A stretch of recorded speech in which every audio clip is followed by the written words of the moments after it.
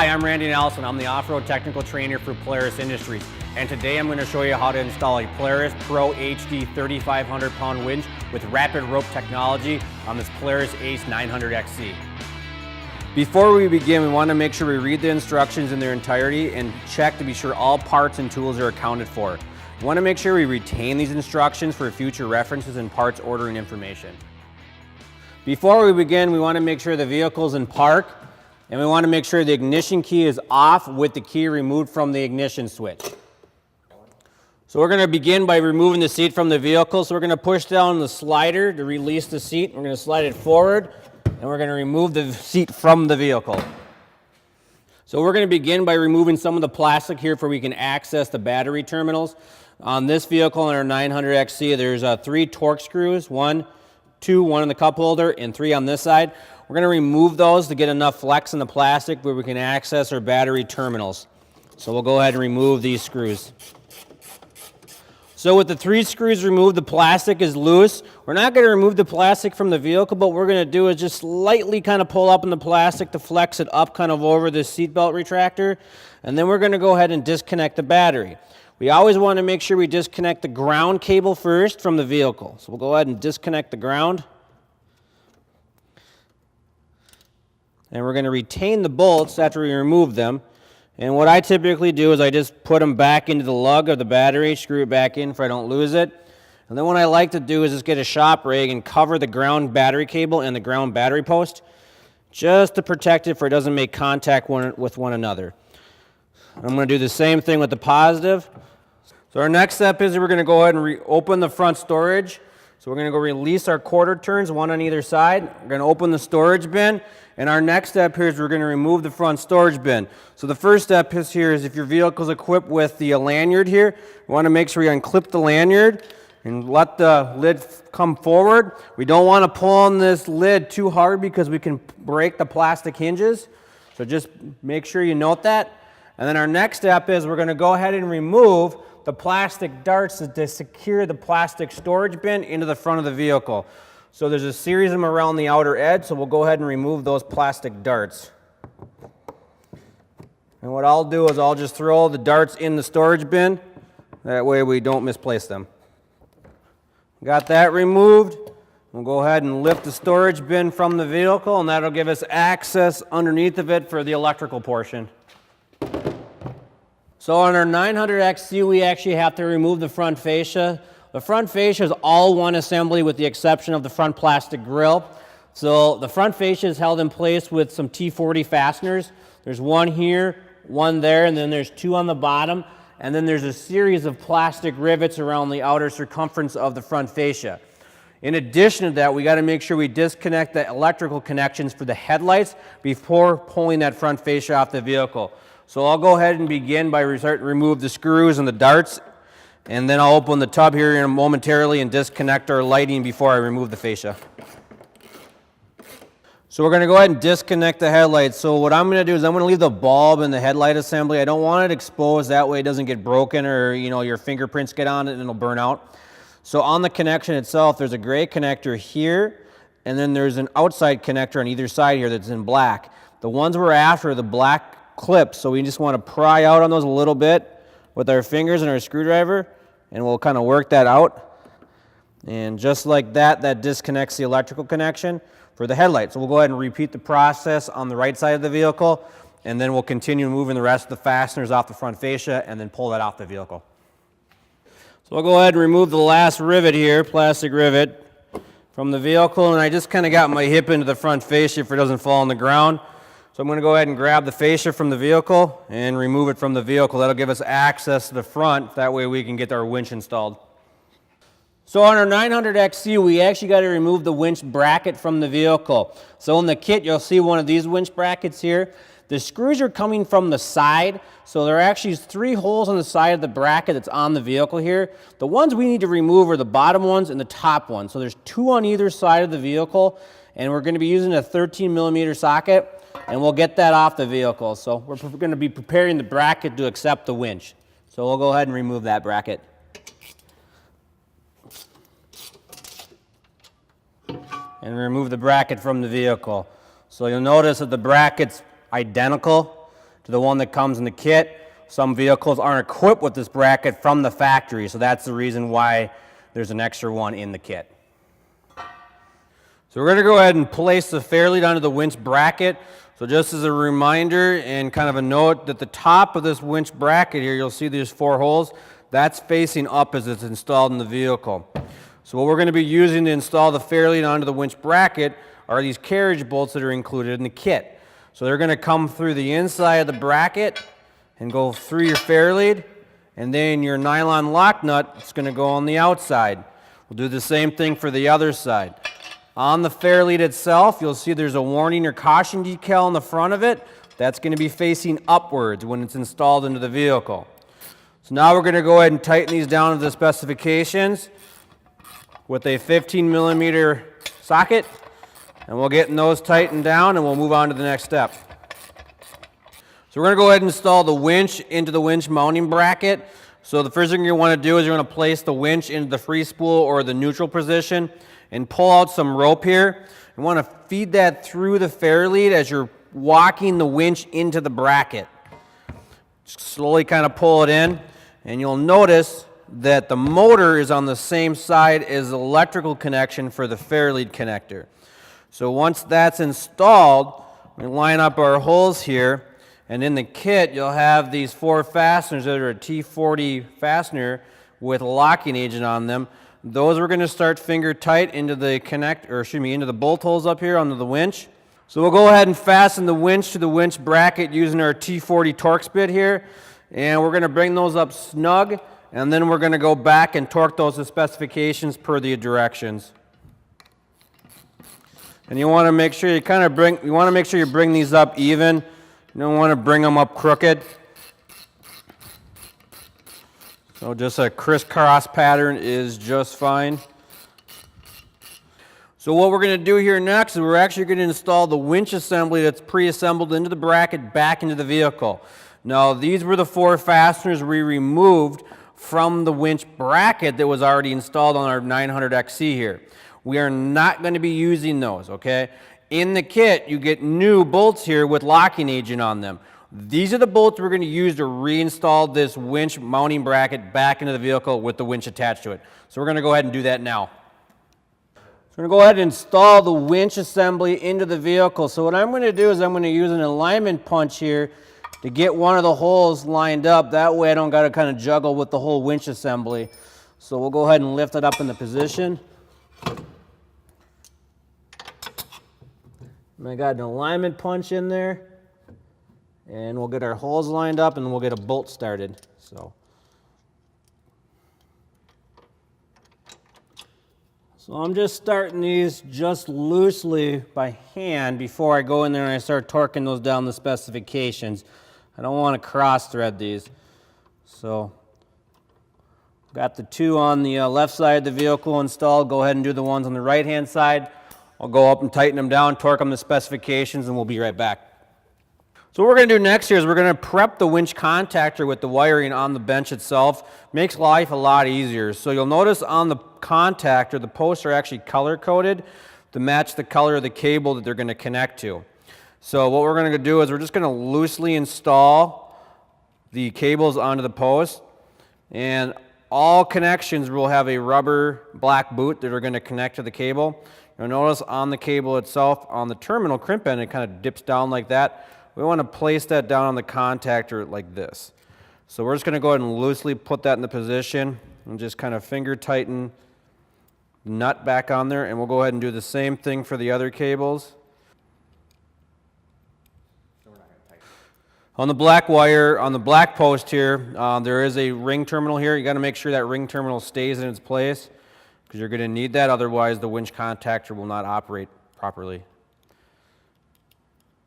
So I got my cables orientated on my winch contactor, got the rubber boots on, and what I did next is I took the self-tapping screws, and the bottom right corner here, as you're standing in front of the vehicle, on the top left, you want to run these bolts through those holes just to get the threads cut because they don't come pre-threaded. So these are basically a self-tapping screw, so it'll just ease your installation when you go to install the winch contactor. So you'll have to kind of finesse the winch contactor in the position around the radiator cap and kind of around the power steering. And once you get in the position, get your holes lined up, you can go ahead and install your self-tapping screws. And these are going to be basically a 1/4 screw. They are a 1/4 screw, so you'll be using a 3/8 screw head, or excuse me, a 3/8 socket, as in the size 3/8, not the drive size. And then again, you'll have to put some downward pressure on these to get them started. And we'll go ahead and install both 2 screws on the contactor, and then we'll be right back. So I went ahead and just removed the front lid from the vehicle. That way we get better access with the camera. So what you're going to see here is I got the winch contactor mounted. So I got a bolt in the upper left corner as we're standing in front of the vehicle, and the bottom right corner. So you'll see that my yellow cable is coming off, and it's going up and kind of underneath and behind the contactor, and we'll show you the routing of that cable as it goes back down to the winch motor. The blue one's following the same routing as the yellow cable, and the red and the black cable are right here, which are going to go to our bus bar, which has a cover on it that I just removed, and that's going to be located right here. And again, we have our digital wrench diagnostic connector. I'm just laying this to the side. Once we're finished doing all the wiring, we'll go ahead and reconnect it back into its holder. So we'll move on. So what we're going to do here now is we're going to loosen up the 3 nuts on the bus bar here. This is a 10mm socket. We're just going to loosen those up. And again, just as an added reminder, there is no power on this vehicle because the battery is disconnected. So we're going to actually take the nuts off the black cable and the red cable, and we're going to go ahead and loosely install the red and the black cable onto their posts. We're not going to tighten down the nuts yet because we still have more electrical fasteners we have to connect to the bus bar during this installation, but just to get them set and ready to go is kind of the primary part here. So, and then we're going to just kind of connect the red cable. We're just going to leave that on there, and I'm just going to put the nut back on the red post here for the red cable just to secure it so it doesn't fall off. And then what I'm going to do is I'm going to repeat the process on the black post here, and then we'll continue on. So I went ahead and routed the yellow and the blue cables from our winch contactor, and I'm following this frame tube here, and they're going to go to the motor. And you'll notice on the motor itself there's a little yellow washer here, and there's a blue washer on the other post here. So yellow to yellow, blue to blue, and we'll go ahead and tighten those cables onto the post. So just make sure there is a flat washer on here too.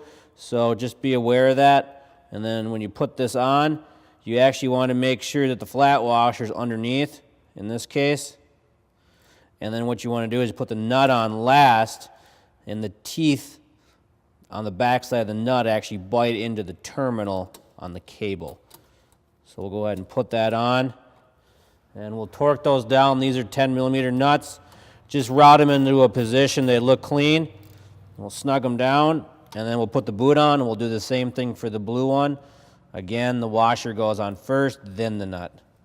So what you'll notice here is after I got these, the blue and the yellow cable connected to the winch motor, I went ahead and routed the blue cable behind the brake line, and the yellow cable is in front of it.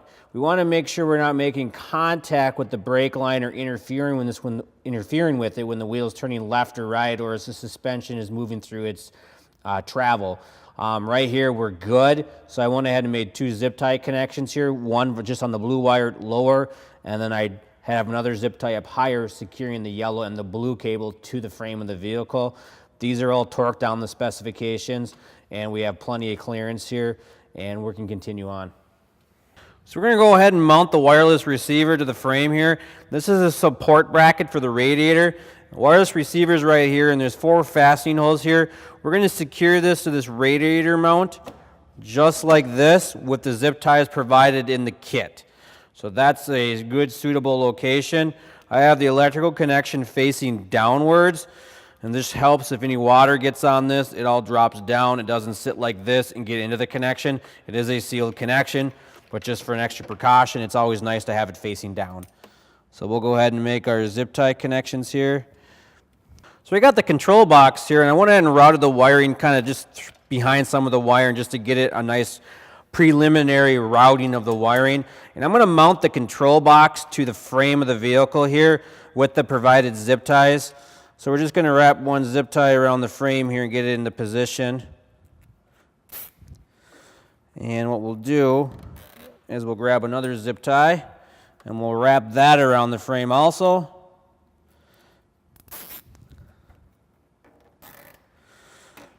And just get it to a position where it's suitable. Get those zip ties nice and tight. And I'm just going on the body of the control box. I'm not going through the holes of the control box. And I'm going to go ahead and cut the excess zip ties off. And then what I'll do is I'll come back and I'll route the wiring kind of in a better manner.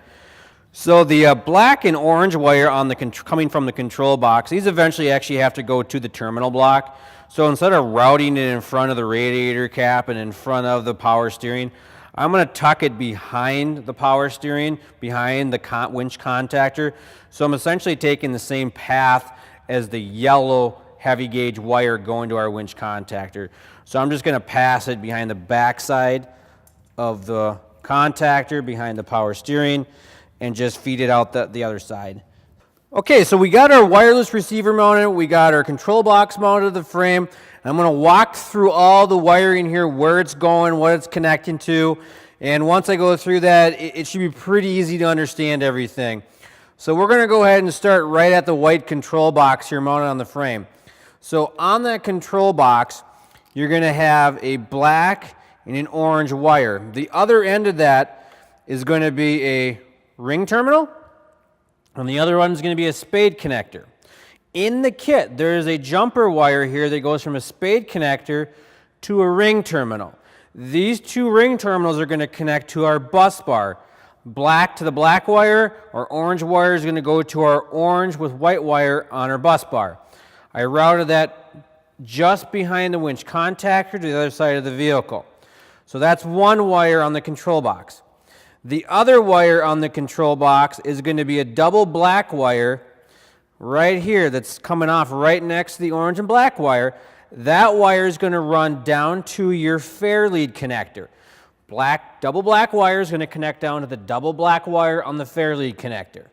Okay, so the other two wires coming off the control box are a black and green wire. There's two of those wires here.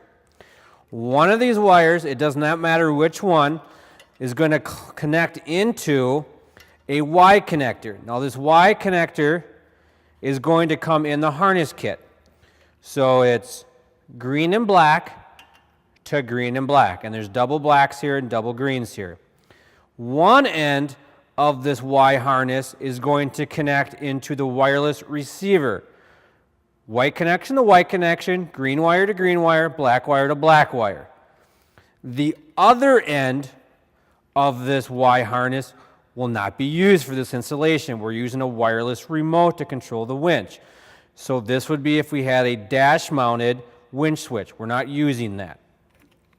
Lastly, the other black and white wire, black and green wire coming off the control box is going to connect into the winch contactor. So that's connected already. The only other wire coming off the wireless receiver here is going to be another orange wire with the jumper wire that I installed and a black wire with the ring terminal. So in hand, we will have two orange wires and two black wires with ring terminals. I routed both these wires behind the winch contactor, and I'm going to be connecting them to the bus bar. So that's what I'm going to be doing next. Once I make those connections, I'm going to come back and use zip ties to clean up all my wiring and then finish up all my connections, making it look nice and neat. So we're going to go ahead and proceed to connect these up at the bus bar. So what we're going to do now is we're going to go ahead and make sure we tighten all our nuts back down. And we just want to make sure these are tight but not over tight. We don't want to snap the studs off on the bus bar. So we just want to bring all those connections down flush. And then we'll go ahead and tighten up the power wire for the red one. And don't forget we got that protective cover that was on there that we took off earlier. So depending on your vehicle, you may have an extra set of nuts on the top side. Ours did. So these are just the same nuts that we just installed, but there is another set on top of it. Kind of acts as a jam nut kind of in sorts. So we're just going to go ahead and reinstall those back on there too. Just make sure when you're tightening down these other nuts that you're actually on that nut and not the nut below it. And then we'll do the same thing for the red one. That's good. Make sure our connections are nice and tight. They are. And then what we'll do is we'll get our dust cap back in the position. And then what we'll do is we'll go back through this, make sure we zip tie everything up, that way everything's in place, looks nice and neat. So we'll come back here and kind of show you how it looks after we clean up all the wiring.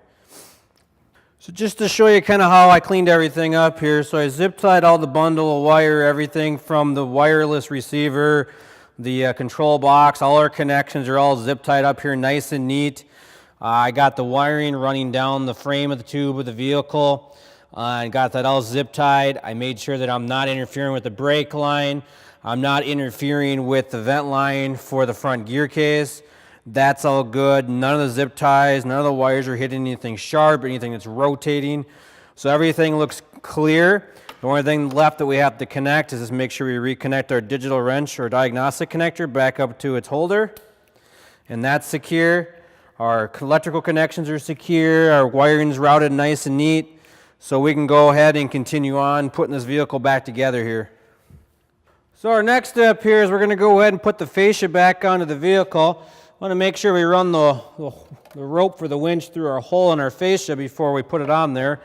And we'll go ahead and put that back in the position. And we'll go ahead and reinstall all our push darts and our 4 T40 torque screws back into the fascia. And then we'll make sure we connect our headlights back up with our electrical connections that are underneath the fenders. So we'll finish buttoning this up and we'll be right back. So we got the front fascia installed, all the fasteners are in, and lastly we got to just hook up our headlights here. So those, make sure they lock in, you hear the audible click. Once that's in, now is a really good time just to do a once over underneath the storage bin down here, making sure our wires are zip tied. Everything's in place, everything looks good to me. So I'm going to go ahead and reinstall the storage bin. And then what we're going to go ahead and do is reinstall our push darts back into the storage bin, and we'll do that all the way around the circumference. If your vehicle had some screws up front, ours does not. There's no holes in this on the 900XC. But if yours did, make sure you install all the screws and the push darts. So we're going to go ahead and finish this up.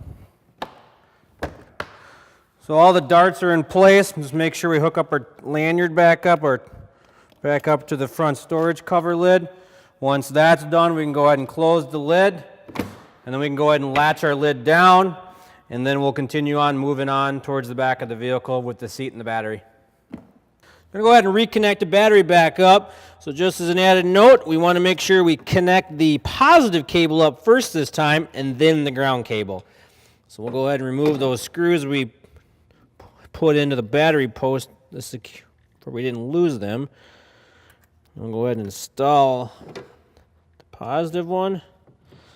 Go ahead and tighten that down. Make sure we install our boot back over it, our protective boot. And then we'll go ahead and do the same thing with the ground cable. Again, our ignition key is out of the vehicle. And tighten down the negative cable. And then what we'll do is we'll go ahead and put our plastic back down in position. We'll just kind of flex that a little bit around the seatbelt retractor. And then we'll go ahead and I'll put our fasteners in, which are 3 of them. Those are those T40 fasteners we removed earlier. And those are going to go here, here, and then one in the cup holder itself. So we'll go ahead and install those, and then we'll go ahead and install the seat last.